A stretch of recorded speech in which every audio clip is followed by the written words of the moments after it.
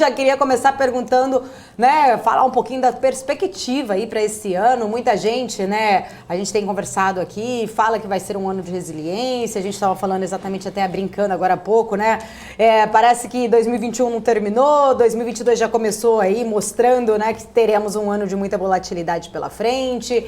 Um ano onde as perspectivas econômicas também, né, mostram aí um PIB um pouco menor. Então a gente já sabe que vai ser um ano de muitos desafios, né? Mas eu queria entender a sua visão, né? Quais são, né? Você acredita aí, quais os desafios maiores deste ano? O que o investidor, né, deve ficar muito de olho ali para monitorar na hora de montar suas estratégias diante de tantas incertezas políticas e fiscais que a gente tem aí pela frente?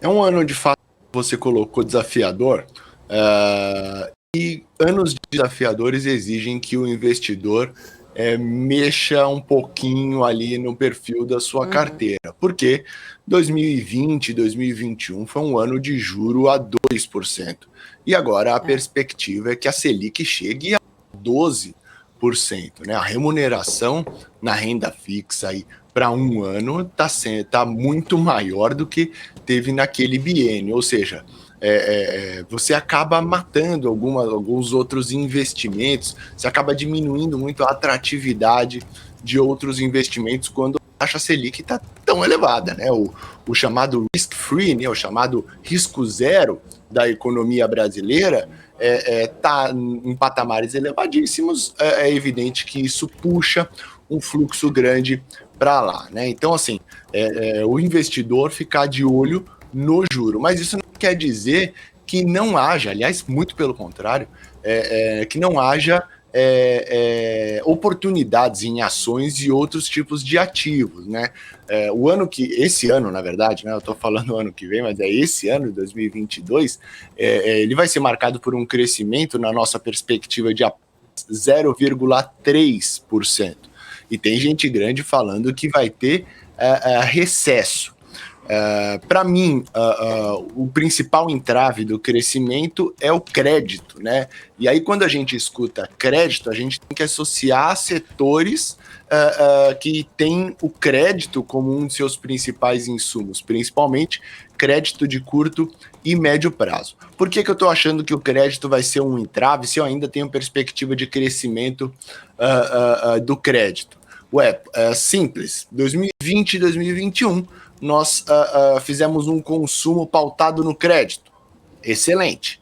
Só que, como a gente sabe, o crédito ele tem a sua fatura, e quando a fatura chega, a gente tem que abrir mão de consumo corrente para honrar o nosso compromisso. Em outras palavras, como nós tivemos estímulo de crédito no governo, em empresas e famílias, esse ano de 2022 é o ano da fatura, é o ano que o crescimento vai ficar baixo, porque o consumo não vai avançar, e a gente vai honrar o compromisso que a gente fez lá atrás. Então, assim, o crédito é o principal desafio. E aí, consequentemente, frente a esse entrave, a gente não deve ver o crescimento se tornar pujante. O lado positivo disso é que a inflação deve perder ímpeto, né? Então, a gente deve fechar 2021, o resultado sai na semana que vem ali ao redor de 10%. A gente está falando aqui na ativa de 4,7% de inflação para 2022. É uma desaceleração intensa, ainda acima da meta de inflação da autoridade, mas uma desaceleração do 10%, 9,9%, o que você desejar, né, para alguma coisa ao redor de 4,7%, que seja 5%, né, é metade da taxa. E um dos drivers, um dos gatilhos é o crescimento. Na verdade, o principal gatilho é o crescimento.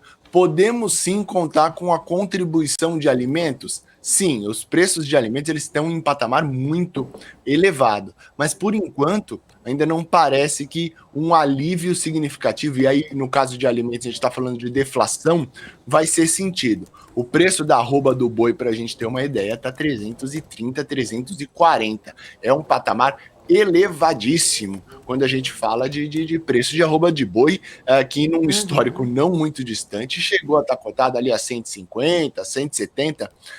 Então o preço da carne continua forte, o preço de commodities continua forte, in natura, né, a parte daqueles frutas, legumes e tudo mais continua forte.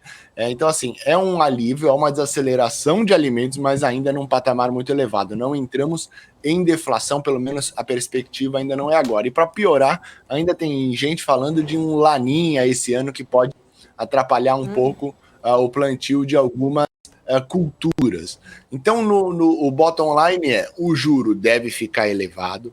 Temos oportunidades dentro de ações, uma vez que, apesar do crescimento não ser pujante, o focado ao consumo de crédito, os setores focados ao consumo de crédito deverão ser o entrave. Alimentos, aqui no Brasil, tem uma perspectiva de ainda permanecer num patamar elevado de preço, vezes uma safra que é boa, sim, deve dar uma receita boa para empresas associadas ao setor, principalmente as de exportação aí, né? Principalmente a hora que a gente está falando de boi, eu vi vocês falando de BRF, eu vi vocês falando de outras empresas associadas de boi, né? O BRF também muito ao frango, né?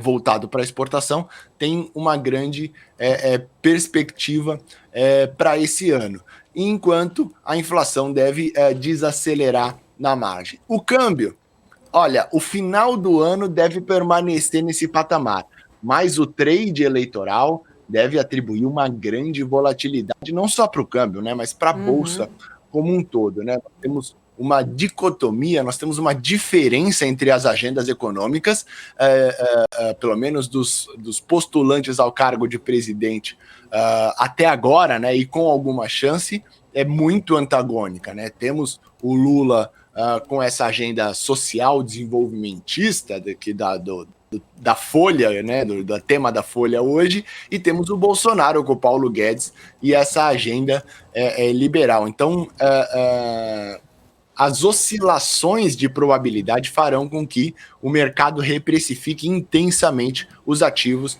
e o dólar é um dos que deve estar muito associado a isso.